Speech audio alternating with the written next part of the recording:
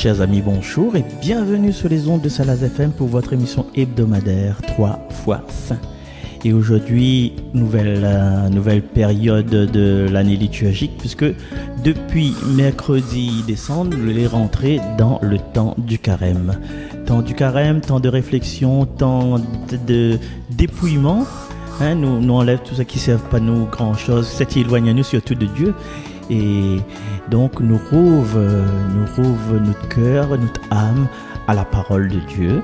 Et aujourd'hui, dans cette parole de Dieu, nous aurons l'occasion, encore une fois, avec joie et bonheur, d'accueillir et de la voix de Sheila, d'accueillir et de vénérer la voix de Sheila.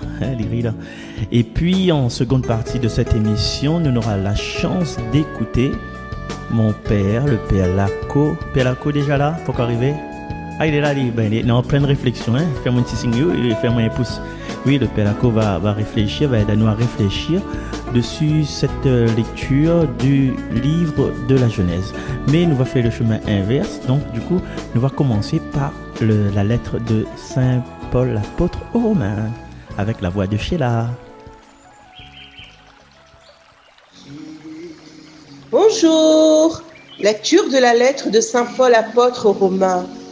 Frères, nous savons que par un seul homme, le péché est entré dans le monde, et que par le péché est venue la mort. Et ainsi, la mort est passée en tous les hommes, étant donné que tous ont péché.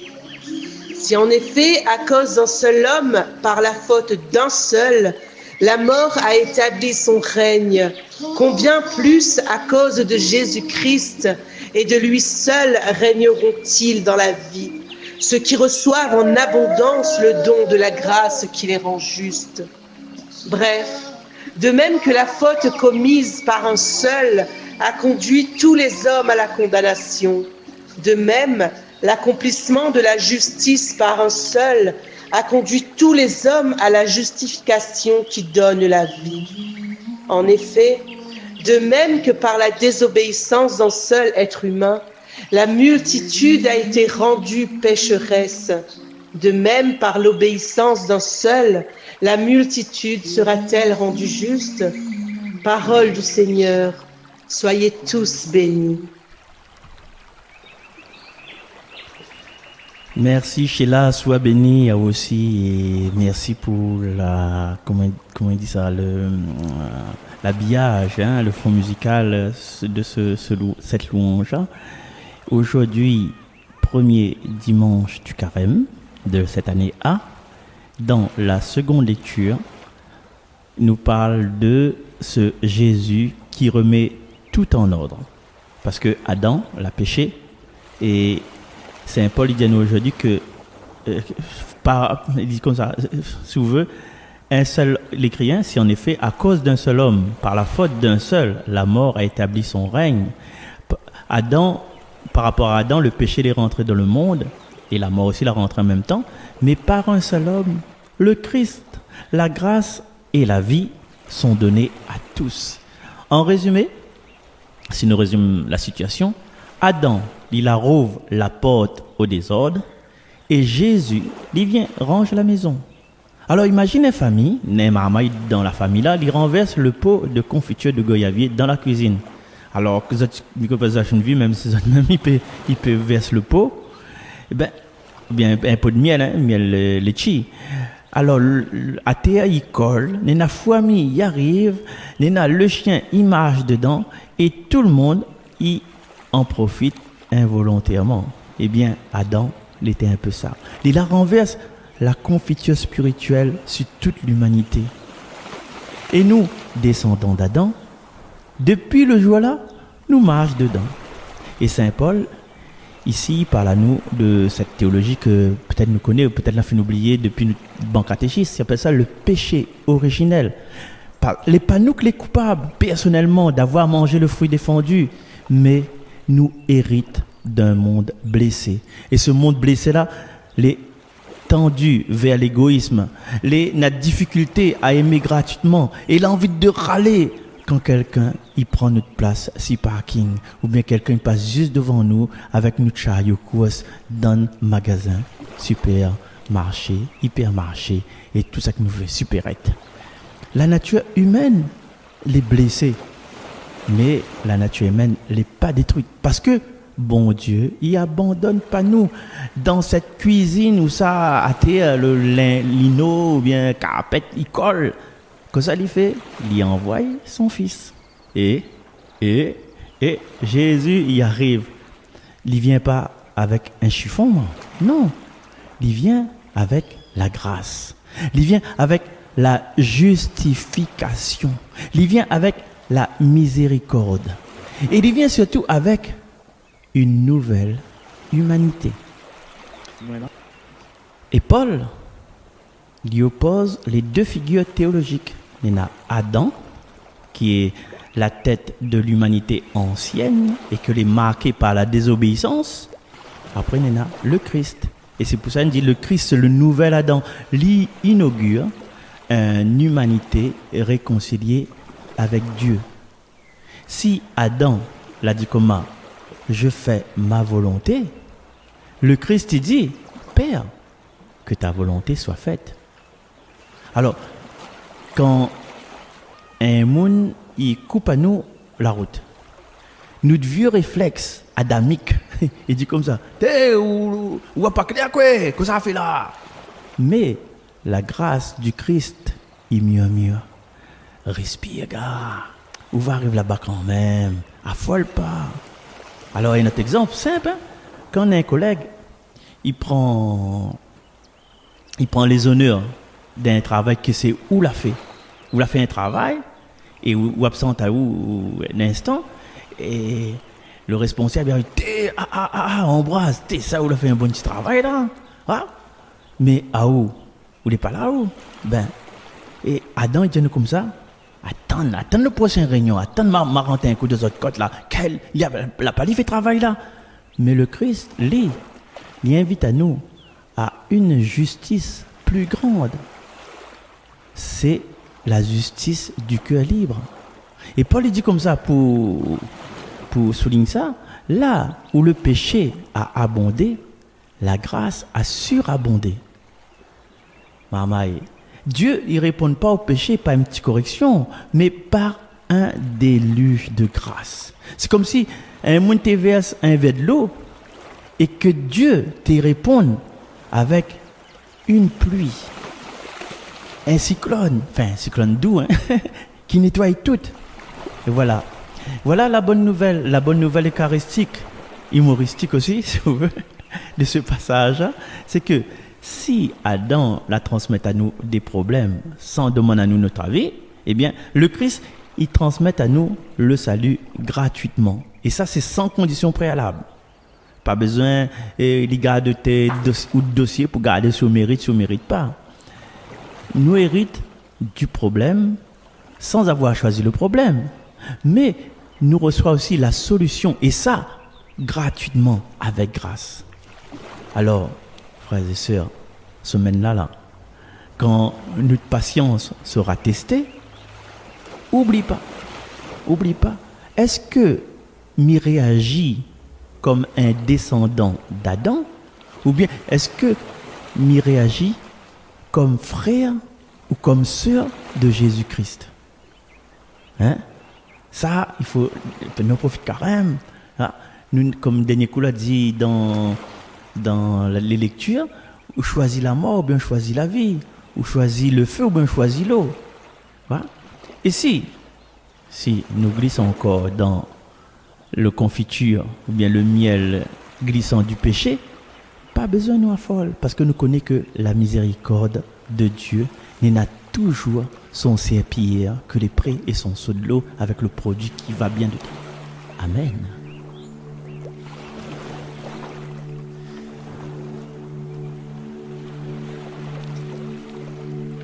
Et là, chers frères et sœurs, comme d'habitude, nous prolongeons cette réflexion-là, cette lecture-là aussi, avec une petite prière pour notre bon Dieu.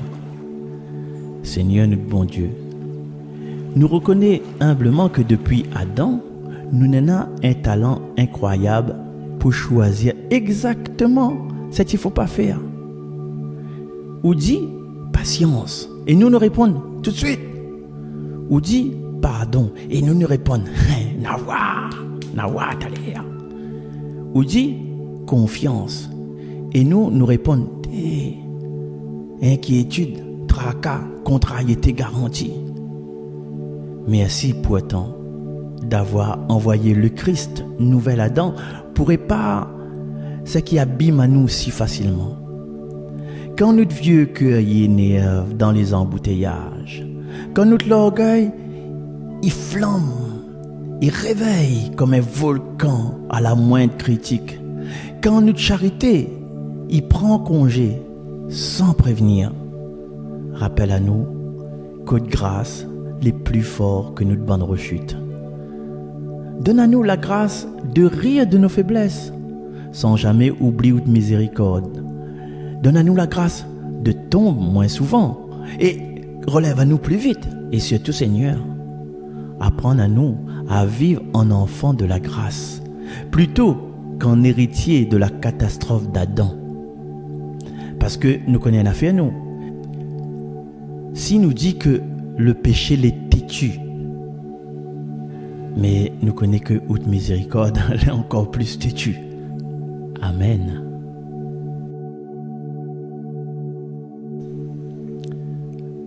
Chers amis, avant de retrouver la réflexion, la méditation, je dirais même l'homélie du Père Jean-François Lacau, nous écoutons un petit coup ce passage dans le livre de la Genèse au chapitre 2, et où l'auteur de la Genèse, il raconte à nous la création et le péché de nos bonnes premiers parents. Et ça, toujours avec la voix chaleureuse de Sheila. Lecture du livre de la Genèse. Le Seigneur Dieu modela l'homme avec la poussière tirée du sol. Il insuffla dans ses narines le souffle de vie, et l'homme devint un être vivant. Le Seigneur Dieu planta un jardin en Éden à l'Orient, et y plaça l'homme qu'il avait modelé. Le Seigneur Dieu fit pousser du sol toutes sortes d'arbres à l'aspect désirable et aux fruits savoureux. Il y avait aussi l'arbre de vie au milieu du jardin, et l'arbre de la connaissance du bien et du mal. Or, le serpent était le plus rusé de tous les animaux des champs que le Seigneur Dieu avait fait. Il dit à la femme, « Alors Dieu vous a vraiment dit, vous ne mangerez d'aucun arbre du jardin ?» La femme répondit au serpent, « Nous mangeons les fruits des arbres du jardin, mais pour le fruit de l'arbre qui est au milieu du jardin, Dieu a dit, « Vous n'en mangerez pas, vous n'y toucherez pas, sinon vous mourrez. » Le serpent dit à la femme, « Pas du tout, vous ne mourrez pas. Mais Dieu sait que le jour où vous en mangerez, vos yeux s'ouvriront et vous serez comme des dieux connaissant le bien et le mal. » La femme s'aperçut que le fruit de l'arbre devait être savoureux, qu'il était agréable à regarder et qu'il était désirable cet arbre, puisqu'il donnait l'intelligence. Elle prit de son fruit et en mangea. Elle en donna aussi à son mari et il en mangea. Alors leurs yeux à tous deux s'ouvrirent et se rendirent compte qu'ils étaient nus. Parole du Seigneur, soyez tous bénis. Chers frères et sœurs, nous sommes en carême maintenant, puisque depuis le mercredi décembre, donc mercredi 18, nous y sommes rentrés. Mais alors que on reste souvent très centré en ce premier dimanche sur les tentations du Christ au désert, souvent la première lecture qui est tirée du livre de la Genèse nous montre un petit peu la racine, du péché, et peut nous emmener sur un chemin de réflexion plus grand et plus profond. Alors le but n'est pas de discréditer les homélies de mes confrères, bien loin de là, au contraire, mais comment on peut aussi, c'est peut-être que certains le font sur la première lecture, mais ce qui me paraît aujourd'hui, en tout cas pour moi, plus judiciable. Parce que on voit l'homme et la femme qui vont prendre un chemin différent, donc qui vont se laisser gagner par une tentation, donc qui est la désobéissance, de manger ce qui est interdit. Et on est dans un domaine où notre société est toujours en train de dire oui, mais c'est la femme que la mange en premier, donc la femme est pécheresse, donc on va mettre beaucoup de choses sur le dos de la femme. Alors que c'est la femme et l'homme, puisqu'elle en donna à son mari, et son mari, il mange. Donc ça veut dire qu'elle n'a point pour attraper l'autre. Et donc, hormis ce débat de qui ça la mange en premier, il s'agit surtout de dire oui, mais il y a là un chemin pour nous, et c'est le psaume qui nous le dira. Amour et vérité se rencontrent. Justice et paix s'embrassent. Et à partir de là, on peut prendre juste ça pour éclairer, on va dire, cette désobéissance d'Adam et sa femme, et ce péché commis dont on en porte encore aujourd'hui les conséquences. Posons-nous la question de l'amour. Est-ce que je suis capable d'aimer? On va dire, moi, ben oui, mon père, quand même. Mais, si nous regardons bien, quand j'aime quelqu'un, je suis censé être en vérité. Oui, non. Donc, si on prend l'exemple, que ce soit les couples, que ce soit parents-enfants, que ce soit des amis, bon, je vais pas parler collègues, parce que ça c'est autre chose, voilà. Même si on devrait aussi, mais on va prendre des relations, on va dire, plus familiales, donc déjà entre parents et enfants, entre parents eux-mêmes, entre frères et sœurs, ou même un petit peu plus large avec des amis, et peut-être entre, par exemple, le parrain, marraine, etc. Est-ce que j'aime l'autre vraiment? Est-ce que mon amour est vrai et sincère? Voilà, bien sûr, moi, je tout lève la main. Oui, il y en a deux, trois, voilà. Vu comment le peu importe la question, ça veut dire qu'il y en a un piège derrière. Non, il s'agit d'aller plus loin. Puisqu'on dit amour et vérité se rencontrent. Si j'aime vraiment, donc, je ne devrais pas avoir des choses à cacher. Donc je dois être capable de parler à l'autre en vérité. Et parler à l'autre en vérité nous amène à ne pas être dans l'hypocrisie. C'est-à-dire dans la fausseté. C'est-à-dire, quand l'autre est en face de moi, je lui montre un discours qui m'arrange bien et qui arrange la situation, mais au fond de moi, je sais très bien que c'est pas la vérité. Et un simple petit exemple, parfois, on retrouve ça dans les couples notamment, quand l'un et l'autre a un caractère un peu fort et qui râle pour toutes affaires, mais je ne vais pas dire les choses directement ou je vais pas dire les choses en vérité. Je vais travailler les affaires. Pourquoi? Pour éviter que l'autre dispute. Et ça, je pense que là, n'importe peu, si Midi lève le doigt, à mon avis, je t'écoute à moi, je dois lever le doigt dans l'auto ou bien les autres cases. Et c'est pareil pour les enfants. Les enfants, ils vont arrondir, par exemple, les choses. S'ils ont une mauvaise note, bon, aujourd'hui, il est différent. Parce qu'aujourd'hui, on a pro note. Donc, il est différent. Mais à l'époque, il n'avait pas pro note. Et vous me direz, trouve-t'es un petit peu mieux, moi. Voilà. Mais pas pour gagner en mensonge, hein, mais en même temps, il y avait une certaine vérité qu'on t'obligeait à faire. Mais quoi, aujourd'hui, c'est pas plus mauvais non plus. Mais bref. Quand tu as une mauvaise note, par exemple, tu ne vas pas dire tout de suite. Voilà, certains, je dis bien certains, ne vont pas dire les choses d'un coup. Ils vont surtout, oui, mais c'est parce que elle a fait un devoir, un contrôle sur une leçon, ne l'a pas apprendre, etc. Enfin, tout un tas d'affaires. Alors que normalement, ils sont censés apprendre. Mais bon, voilà. Mais, ouais, donc, déjà, en vérité, il y a déjà un traficage là qui se fait d'excuses pour ne pas avoir à subir la conséquence de ma mauvaise note. Et c'est pareil, en fait. Et tiens, quand j'aime quelqu'un, normalement, je suis censé être en vérité, mais combien d'entre nous ne le sont pas? Donc, si nous sommes capables, nous, de ne pas être en vérité avec notre prochain, c'est-à-dire notre mari, notre femme, notre enfant, notre frère, notre sœur, est-ce qu'on est en vérité avec Dieu? Parce que je dis, oui, mais Dieu, moi Jésus, je t'aime, mais est-ce que je suis véritablement en vérité? Et si on creuse un petit peu, puisque notre société aujourd'hui est comme tout banalisé, malheureusement, je suis en vérité, et je vais attaquer un sujet qui peut faire mal, c'est, regardons notre société aujourd'hui avec la situation homme-femme. Il y a quelques 10 ans, 15 ans, 20 ans de ça, l'institution mariage était un passage, on va dire, presque obligatoire. Aujourd'hui, je l'aime, mais pas d'engagement. On va où? Se disant j'aime en vérité, mais je t'aime tellement en vérité que je ne veux pas m'engager avec toi. Ah non, non, nous vivons ensemble. Au cas où, si ça me connaît, s'il m'arrache pas, il te rabichou là-bas. Pardon Seigneur. Voilà. L'expression est un peu crue, hein, mais c'est voulu. Mais de dire, tiens, aimer en vérité, c'est aussi s'engager.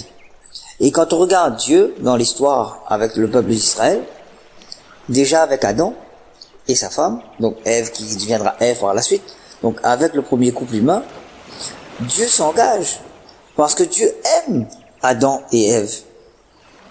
Et il invite justement Adam et Ève à se laisser aimer et aussi à aimer comme lui les aime. Donc, il y a une élévation qui se fait. L'amour et la vérité élèvent l'homme et la femme. Donc, Dieu qui nous aime en vérité, nous élève. Mais nous, comme nous veut pas être élevés, en tout cas pas par Dieu, nous veut être élevés par tout un chacun, nous. Voilà, mais nous refuse parfois d'être élevés par Dieu. Et c'est là, en fait, notre péché. Et Dieu dit, laisse-moi t'élever, c'est-à-dire te faire monter. Et cette élévation nous fait penser justement à Abraham qui va élever Isaac. Il va faire monter Isaac à un degré autre. Bon, ça c'est un autre chapitre encore celle-là, parce que c'est encore une autre affaire. Mais amour et vérité, dire quand j'aime et je suis en vérité, alors je prends une certaine hauteur, et cette hauteur fait que ça attire la jalousie et la non-compréhension. Et la deuxième partie, donc justice et paix, on revient dans nos relations de tous les jours, quand je suis en paix avec quelqu'un, je n'ai pas à fuir. Ça veut dire que la personne en face de moi, j'arrive à lui parler, la personne arrive à me parler en toute vérité, puisque amour, vérité, justice et paix, les quatre marchent avec. Mais quand je suis en paix avec quelqu'un, je peux lui parler en paix parce que mon amour est sincère et que la justice et que la relation est juste. Mais quand la relation n'est pas juste, par exemple, déjà, il peut arriver, par exemple, quand la relation n'est pas top, il y a eu un différend, par exemple, quand je vois l'autre, j'ai pas envie de lui parler. Mon envie est vitali. Déjà comme ça, mon cap dit, pour vivre, mi quoi pas intéressant chez moi. Mais, va au fond. Pourquoi tu veux pas croiser tel? Parce que ce monde-là, il fait penser à telle chose, mais l'histoire n'est pas réglée. Et comme c'est pas réglé, donc tu préfères fuir. Et là, on revient à des personnages que l'on connaît bien de la Bible. Moïse a fui, David a fui, Jonas a fui, enfin, voilà. Et les apôtres aussi, ils n'ont pas fait mieux non plus. Donc, je dis, tiens, je préfère fuir que de faire face.